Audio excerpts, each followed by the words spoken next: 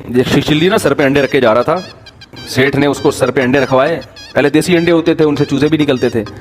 तो शेख चिल्ली ने सोचा, अबे अगर तू ये अंडे लेके भाग जा थोड़ी देर के लिए, फर्ज कर तू अंडे लेके निकल ले यहाँ से, ये 100 अंडे हैं, भाग के ना कहीं छुप जाना, इन 100 अंडों पे मुर्गी बिठाना, मुख्तलिफ मुर्गियाँ, 100 चूजे निकलेंगे, फिर कुछ नर होंगे कुछ मादा होंगे, थोड़े बड़े हो जाएंगे तो मुर्गे बेच दूंगा, मुर्गियाँ रखूंगा, फिर ब्रीडिंग होगी उससे, फिर इतने अंडे, कैलकुलेशन करते करते फिर एक दिन आएगा मेरा पूरा पोल्ट्री फार्म होगा, खानदानी अच्छी मालदार लड़की से शादी करूंगा, फिर मेरे बच्चे होंगे, फिर मेरा बंगला होगा, फिर बच्चे एक दिन आएंगे, अबू पैसे, मैं कहूँगा चलो भागो यहाँ से। जैसे यूं किया तो अंडे का टुकड़ा नीचे।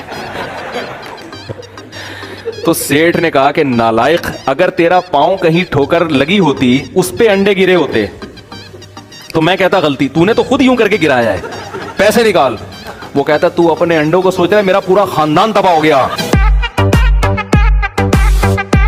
काश मेरे पास पैसा होता। नबी ने फरमाया, दूसरा वो शख्स जिसको अल्लाह ने पैसा दिया हो। क्या दिया हो? पैसा। कारोबार है उसका, ठीक ठाक नोट छाप रहा है, जॉब बहुत अच्छी है, या तो उसमें पैसा बहुत मिल रहा है, या बिजनेस में बड़ा दबा के पैसा कमा रहे हैं। आप कहेंगे अच्छा आ गया ना पैसे वाला भी इसमें। भाई फरमाया इतना पैसा दिया और वो उससे दिन रात खैर के कामों में खर्च करता है, रिश्तेदारों को खिला रहा है, उनकी दुआएं ले रहा है, माँ बाप को खिला रहा है, उनकी दुआएं ले रहा है, बहन भाइयों पे खर्च कर रहा है, उनकी दुआएं ले रहा है, गरीबों पे खर्च करके उनकी दुआएं बोल लो ना ले रहा है, दीनी मदरसों पे खर्च करता है, जितने उलमा दीनी मदरसों से पैदा होंगे, दीन का काम करेंगे, इसका भी उसमें हिस्सा होगा। दरख्त लगा रहा है उन्हीं पैसों से। हदीस में आता है जिसने दरख्त लगाया, इसके मरने के बाद चरिंद परिंद भी जब तक दरख्त से खाएंगे, इसको कब्र में सवाब मिलेगा। तो फिर गरीब को हसरत हो, काश मेरे पास पैसा होता, मैं भी ऐसे आखिरत कमाता जैसे ये कमा रहे।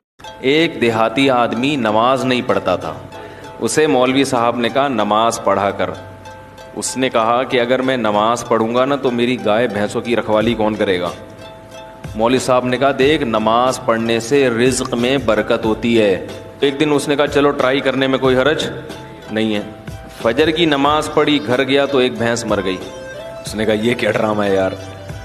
मौलवी साहब के पास आया कि आपने तो कहा था भैंसें दूध देंगी, मेरी तो भैंस मर गई। मौलवी साहब ने कहा असल में अल्लाह तुम्हारा इम्तिहान ले रहा है कि तुम कितने मजबूत हो ईमान में। क्या जोहर में आया गया, दूसरी मर गई।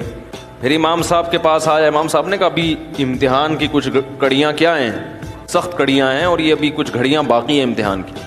असर पढ़ने गया तो एक और भैंस मर गई। तो एक कट्टा होता है ना भैंस के छोटे छोटे बच्चे, वो बहुत शोर मचा रहा था। तो ये उसको कहता है ज़्यादा शोर नहीं मचा, तू तो खाली 2 नफिल की मार है। 8वीं पास, मैट्रिक पास लड़कियों से शादी करो।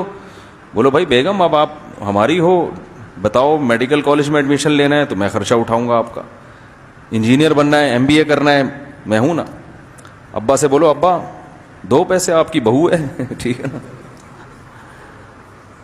ये जहालत है जो हमारे माशरे में चल रही है। खर्चा बाप का होता है, फायदा ससुराल उठाता है। बाप के एक धेले काम नहीं आती वो, तभी बेटियां बापों पे बोझ बन रही हैं। बेटी की पैदाइश पे लोगों ने रोना शुरू कर दिया है। तो इसलिए एक खातून का फ़ोन आया कि मेरा मियाँ लड़कियों में दिलचस्पी बहुत लेता है, मैं बहुत टेंशन में आई हुई हूँ, ऑफिस में भी दोस्तियाँ हैं और झमेले लड़कियों के हर वक्त।